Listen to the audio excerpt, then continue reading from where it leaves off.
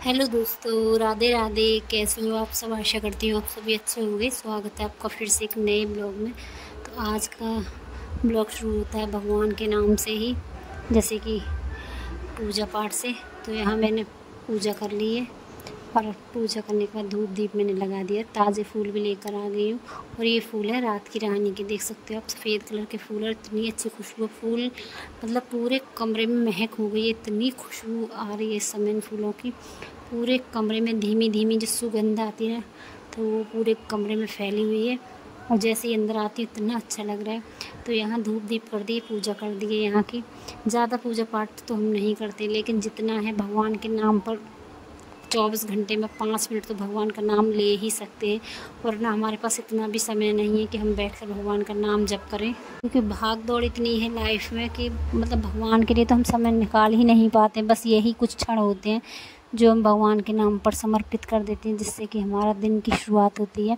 तो यहाँ 5 से 10 मिनट तो भगवान के लिए निकाल ही लेती हूँ, ज़्यादा समय तो नहीं निकाल पाती हूँ। 5-10 मिनट शाम को और 5-10 मिनट सुबह को, बस इतनी ही पूजा मैं करती हूँ। ज़्यादा पूजा पाठ तो मुझे देखो नहीं आती। और बोलते हैं एक लोटा जल सब समस्याओं का हल, तो बस वही तो मैं कर देती हूँ। तो यहाँ पूजा पाठ करके पहुँच गई थी मंदिर से अपने भोले बाबा को नहला कर आ गए घर। और सबसे पहले अपने लड्डू गोपाल के लिए कर देती हूँ दूध गर्म, सॉरी दूध ठंडा। गर्म तो हो चुका है, दूध ठंडा कर लूँगी। तो दूध ठंडा करके सुबह का भोग मैं दूध का ही लगाती हूँ, क्योंकि सुबह सुबह कभी कभी हो जाता है कि नाश्ता बनाने से पहले हो सकता है मैं सफाई ना करती हूँ। कभी कभी देखो मिस्टेक हो ही जाती है, कितना भी कर लो फिर भी कहीं ना कहीं प्याज लहसुन कुछ ना कुछ गड़बड़ कर ही देते हैं। तो बस इसलिए मैं सुबह का भोग कान्हा जी को, लड्डू गोपाल को दूध का ही लगाती हूँ। और कहते हैं बच्चे की तरफ जब पालते हो तो पहला भोग उनको दूध का ही लगाना चाहिए। तो इसलिए मैं उनको दूध का या दही का, इन दोनों में से किसी एक चीज़ का भोग लगाती हूँ, या फिर कुछ अलग से बनाती हूँ तो स्पेशल तो मैं उनका भोग लगा देती हूँ। वरना तो मैं ज़्यादातर लड्डू गोपाल को दूध का ही भोग लगाती हूँ। तो लड्डू गोपाल को मैंने भोग लगा दिया और यहाँ मैंने अपनी चाय पी ली और एक बार फिर से गैस अच्छे से साफ़ कर लिए। और दूध मेरा उबल चुका है तो तैयारी कर लेते हैं खाना बनाने की। तो आज है दिन बुधवार का, ये ब्लॉग है 9 जुलाई का ब्लॉग है, ये काफ़ी पीछे जा रहा है ब्लॉग। 9 जुलाई का ब्लॉग है, दिन है बुधवार। तो सोमवार को मैंने दही को चलाया था, जो मैं मलाई चलाती हूँ उसको चलाया था, और कुछ मैंने दही जमा ली थी, क्योंकि मलाई इतनी खट्टी नहीं थी तो थोड़ी सी दही थोड़ा खट्टा करने के लिए मैंने फ्रिज से निकाल कर बाहर रख दी थी। तो एक दिन पूरा बीच में रखी रही तो उससे थोड़ा खट्टापन आ गया। थोड़ी कड़ी खट्टी खट्टी बनती है तभी अच्छी लगती है। ज़्यादा खट्टी कड़ी भी हमारे घर में नहीं खाते, और थोड़ी ज़्यादा मीठी भी होती तो वो भी कम ही अच्छी लगती। तो इसलिए मैंने एक दिन का बीच में गैप कर दिया है। तो ये सोमवार को मैंने दूध चलाया था, दही चलाया था, तो तभी से ही रखा हुआ था। तो आज बना लेती हूँ मैं यहाँ पर कढ़ी। और आज बनाने के बाद फिर पूरा सावन कढ़ी नहीं बनती है हमारे यहाँ पर, तो कढ़ी नहीं बनाई जाती सावन के महीने में।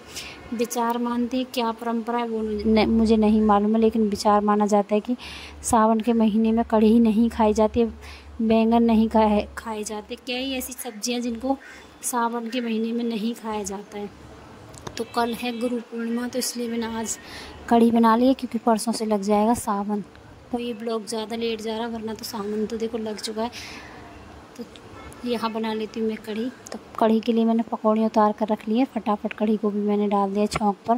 फ़िलहाल तो सिंपल बनाऊँगी, क्योंकि भोग लगाऊँगी। दिन के लिए तैयार हो रहा है ये खाना, तो अभी तो फ़िलहाल मैं इसको, और यहाँ कढ़ी को मैंने छौंक दिया और एक उबाल आने का इंतज़ार करूँगी। लगातार चलाती रहूँगी ताकि ये फट ना जाए, क्योंकि कढ़ी बहुत जल्दी फट जाती है। कढ़ी में उबाल आ गया था, कढ़ी को छोड़ दिया कम गैस पर, आराम से उबलती रहेगी। और जब तक कढ़ी अच्छे से ना उबले तब तक कढ़ी में स्वाद थोड़ा सा नहीं आता है। स्वाद तभी आता है जब आध घंटे से ज़्यादा वो अच्छे से उबल जाए, थोड़ी कम रह जाए, उबलते उबलते थोड़ा बहुत उसमें से कढ़ाई से कम हो जाए, लगने लगे कि हाँ हमारी कढ़ी जल चुकी है, तो तब कढ़ी में स्वाद आता है। तो यहाँ मेरी कढ़ी उबलती रहेगी। एक तरफ में रख दिए सारे बर्तन, तो पहले ये सारे बर्तन साफ़ करती हूँ। बीच में मैंने कढ़ी को देख लिया है, बीच बीच में कढ़ी को भी देखती जा रही हूँ। तो पहले कर लेती हूँ सारे फटाफट बर्तन साफ़, उसके बाद बैठ कर करूँगी चावल साफ़, क्योंकि चावल आते हैं जो कोटा वाले चावल आते हैं वो वाले चावल हैं। तो उसमें प्लास्टिक के चावल मुझे लगता है सभी बोलते हैं कि प्लास्टिक के चावल है, पता नहीं वो किस चीज़ के चावल है, मैं आपको बाद में दिखाऊंगी।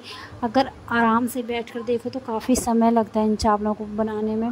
पहले अच्छे से बीनने पड़ते हैं, साफ़ करने पड़ते हैं, उसके बाद ही मैं इनको बनाती हूँ। और मैं बिना साफ़ किए हुए चावल नहीं बनाती हूँ। कभी कभी क्या होता है कि हम जल्दी जल्दी में ऐसे ही बना देते, लगता है साफ़ है, लेकिन अगर आप गौर से बैठ कर देखोगे तो 10 से 12 चावल ख़राब वाले भी इसके अंदर पाए जाते हैं। तो फटाफट तो नहीं, बिल्कुल आराम से मैंने बैठकर धीरे धीरे चावल का एक एक दाना साफ़ किया है। और एक बार नहीं, 2 बार नहीं, 3 बार मैंने इन चावलों को साफ़ किया, ताकि कोई चावल ऐसा नहीं चला जाए। तो देखने में ये ऐसे लगते हैं जैसे प्लास्टिक के चावल होते हैं। तो मैंने पूरे चावल बीन दिए, और इतना बीनने के बाद, इतने साफ़ करने के बाद फिर भी 1 से 2 चावल हाथ में आ ही जा रहे थे। तो इधर मैंने सारी चावल साफ़ कर दिए। तो चावल चढ़ा देती हूँ, उधर मेरी कढ़ी बनती जा रही है।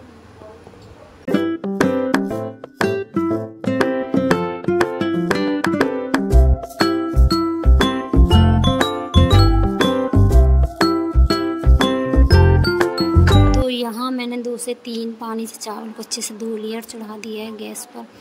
और चावल हो, दाल हो, कोई भी हो, 2 से 3 पानी में ही मैं उनको धोती हूँ। क्योंकि अगर जो दुकान से चावल आते हैं, मार्केट के से चावल आते हैं, उनको आप 2 बार भी धोओगे तो चल जाएगा। लेकिन जो कोटा वाले चावल आते हैं, अगर आप एक बार धुलोगे तो उसमें से गंदा पानी आता है, उसके बाद 2 बार फिर भी साफ़ पानी से वो धुलने पड़ते हैं। तो इसलिए मैं उनको 3 पानी से ही धुल कर रखती हूँ। तो यहाँ मैंने चावल बना दिए, रोटियाँ बना दी, खाना सबका हो चुका है। और ये समय शाम के बजे हैं 3:30 और 4 के बीच का ये समय। आटा ख़त्म होने वाला है, तो आटा ख़त्म होने से पहले ही बना लेती हूँ यहाँ गेहूँ। तो मैं ये देख रही थी कि इसमें स्मेल तो नहीं आ रही है, क्योंकि मुझे स्मेल बहुत ही ज़्यादा जल्दी आती है। तो यहाँ मैं देख रही, क्योंकि अब है बरसात का मौसम, और बरसात के मौसम में मैं गेहूँ धोकर नहीं सुखा सकती हूँ। तो मैंने पहले इनको धूप में डाल दिया था सुबह। पूरे दिन आज धूप में पड़े रहे, और अब शाम के समय मैं बैठ गई उनको साफ़ करने। तो ये देख रही थी कि दवाई लगाती हैं जो गेहूँ की, उसकी स्मेल तो इसमें है नहीं। तो बस वही मैं चेक कर रही थी। और यहाँ जैसे ही बैठी मैं गेहूँ बनाने, बस 1 से 2 बार ही बना पाई थी, तो इतनी तेज़ बारिश आ गई कि एकदम लेकर भागने पड़े सारे गेहूँ।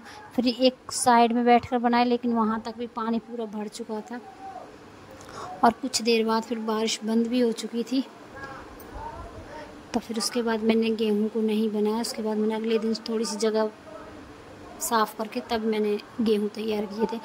और जो मैं गेहूँ बना रही थी, उसकी वजह से पूरी छत पर गेहूँ के दाने, राई के दाने, ये सब हो गए। तो यहाँ कर लेती हूँ पूरी छत की सफाई। बारिश की वजह से पूरी छत पर गंदगी हो ही जाती है। मैं कल गेहूँ बना रही थी, उसका भी कूड़ा करकट सब ऐसे ही पड़ा हुआ, तो उसको भी साफ़ करूँगी। कुछ घास निकाली थी, वो भी साफ़ करूँगी। तो यहाँ मैं कर लेती हूँ छत की सफाई।